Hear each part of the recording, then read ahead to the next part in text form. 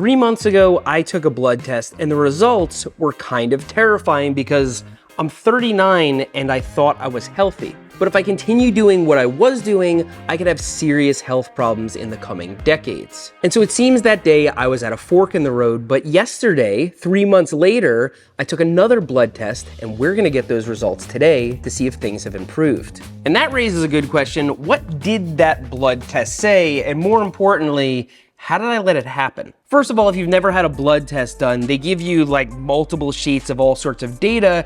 And if you have a good doctor, they will highlight the things that are important and explain them to you. And so we'll go with his highlights. First of all, LDL cholesterol, that's the bad kind of cholesterol. That's the kind that can give you heart disease.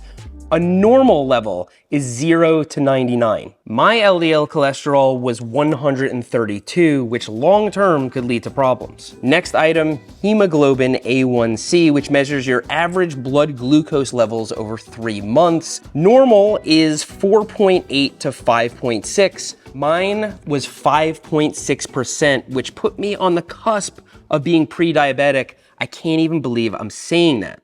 Next is weight, and somebody my height and age should be between 110 and 145 pounds. I was 167 pounds, the most I've ever weighed in my entire life. Almost 90% of adult males my height weigh less than that. And the last one was kind of a dehydration marker, and I already know I'm really bad about drinking water. I have to start remembering to do that. But cholesterol, blood sugar, weight, those could end up causing serious problems as the decades elapse and I get older. I'm 39, I'm young, but I'm not as young as I used to be. I used to be able to pedal my way out of anything or just young my way out of anything, and I can't anymore. And since I've had kids, my life has been turned upside down and I've kind of been put through the ringer. And so to put it charitably, this kind of snuck up on me, but what exactly was I doing? Well, those of you who know me know that I like salad and veggies and hummus and carrots and stuff like that until 9 p.m.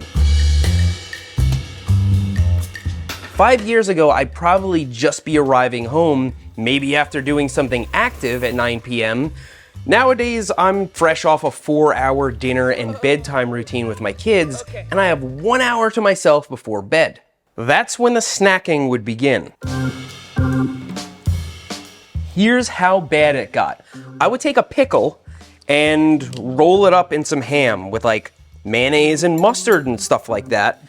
And then, after having about 7 of those, I would say, you know what? It's time to stop. I can't do this anymore. And so I would put everything away and I would go to bed, and then I would pat myself on the back because I stopped.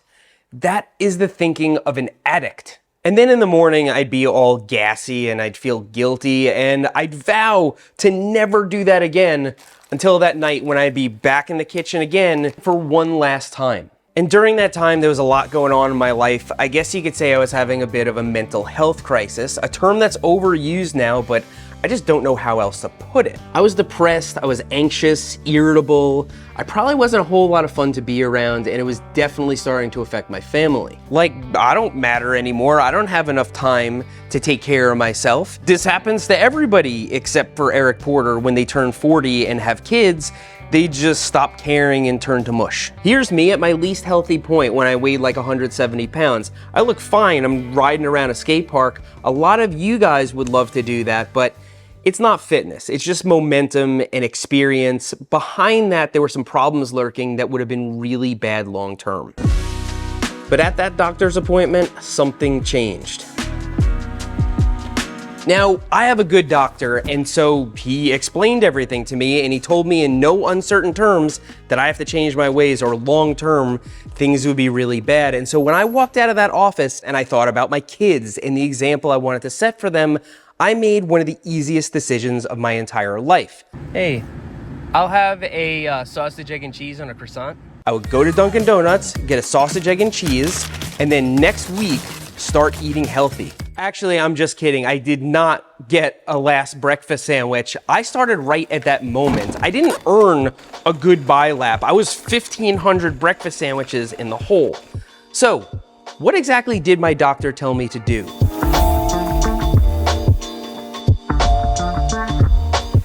For one, he told me to stop eating before bed. That should kind of go without saying, but he also told me to avoid processed foods and to eat clean. That means don't eat anything that's not really food, no make-believe foods. He also told me to cut back on red meats and to avoid anything containing refined carbohydrates or added sugars. So here's what I've been doing.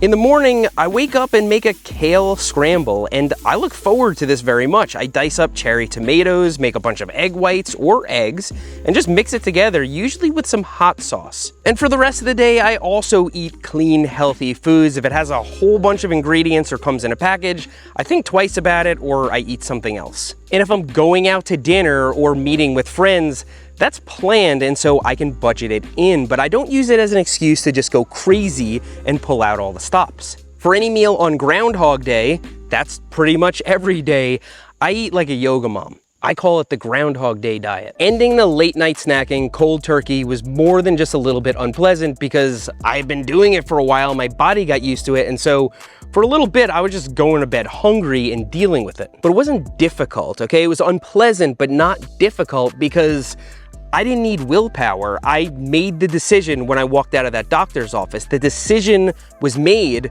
Just like if you're allergic to something, you just decide you're not gonna eat it. That's pretty much how I was treating food. But I did need to adapt. I needed to keep certain food staples around the house. If I was running out of avocados or kale or egg whites or something, I'll go to the grocery store at 10 p.m. rather than get caught in the morning without the proper things and, I don't know, default to something unhealthy. I also started taking note of menu items that I had never even noticed before, and all the places around me that sold smoothies that, well, I never noticed that either. I also ended up cutting out dairy, and I haven't needed my inhaler in months. That's a lifelong issue, asthma, seemingly gone from that one decision. Now, I have no proof that cutting out dairy is what did that, but I haven't needed my inhaler in months, and so something I'm doing changed. And week by week, this new behavior came a new habit. I was habitually eating healthy foods, and day by day, my weight was just plummeting. Over 20 pounds, and most of it came off in the first 2 months. I basically don't have anything left to lose, and my depression and sadness and anger and anxiety, it's all seemed to have vanished as well. I feel a whole lot better.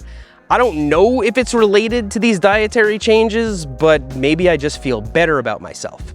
But right now, I'm just talking. We actually have some data now because I got my blood test results. Let's go back and read them. Now, before I open up these results, keep in mind, it's only been 3 months and it could take longer than 3 months for all these numbers to reach their final point. What we want to see is a move in the right direction. We want to see an improvement. So let's start here with LDL. If you remember, LDL cholesterol is the bad kind of cholesterol. It's the kind that can give you heart disease. And mine was 132 in May. And my new result is still high. It's 112. Normal is 0 to 99. That's a little disappointing because I've been militant about what I've been eating, but again, it's only been 3 months and it could continue to go down. It's also worth noting, my mother is 90 pounds and she has high cholesterol. It runs in my family, it's genetic, but I'm still gonna try to do something about it. Next is hemoglobin A1C, which measures average blood glucose levels over 3 months. You could call it blood sugar, and the normal range is 4.8 to 5.6. I was at 5.6, which, as I said, puts me right on the cusp of being pre-diabetic. It's now within the normal range. It's 5.3. I would want it to go down more, especially because I don't eat anything with added sugar in it. But, 3 months from now, it could be better. Again, it's hard not to be disappointed, but this doesn't happen instantly. It's about consistency in the long term. So on to weight.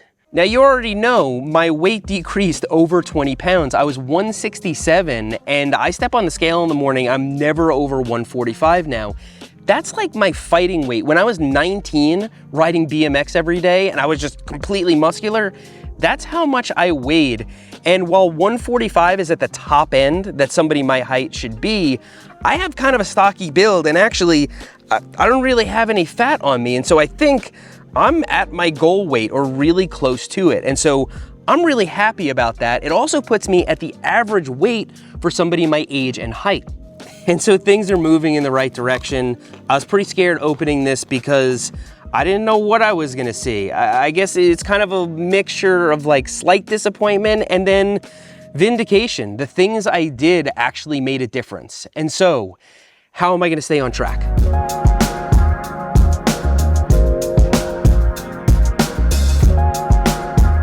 Right, I've only been doing this for 3 months. There are plenty of people who have done it for longer and then they go right back to their old ways. So what's keeping me on track? Well, it's easy. I just put it out there to millions of people. I mean, what better accountability could there possibly be?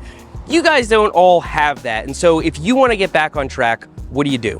Well, I plan on treating this like an addiction because it's never just one ham and pickle roll up. And I scheduled another blood test for 3 months from now so that I have a North Star to keep me pointed in the right direction.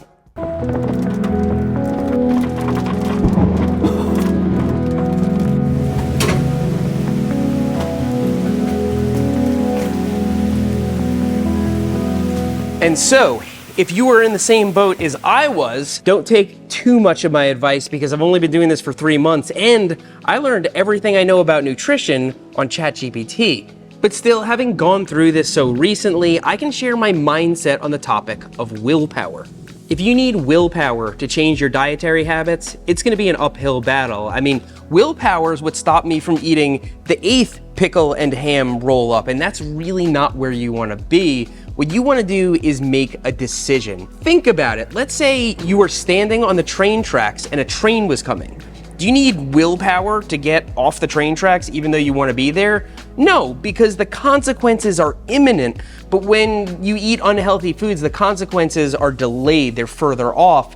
That's the only difference, right? You have to look at it as a real threat to your well-being, a real threat to your health, and just decide, I am not going to do this anymore. Now, it's easier said than done. Took me my whole life to start caring. And so I guess it was the blood test that gave me a reason to care.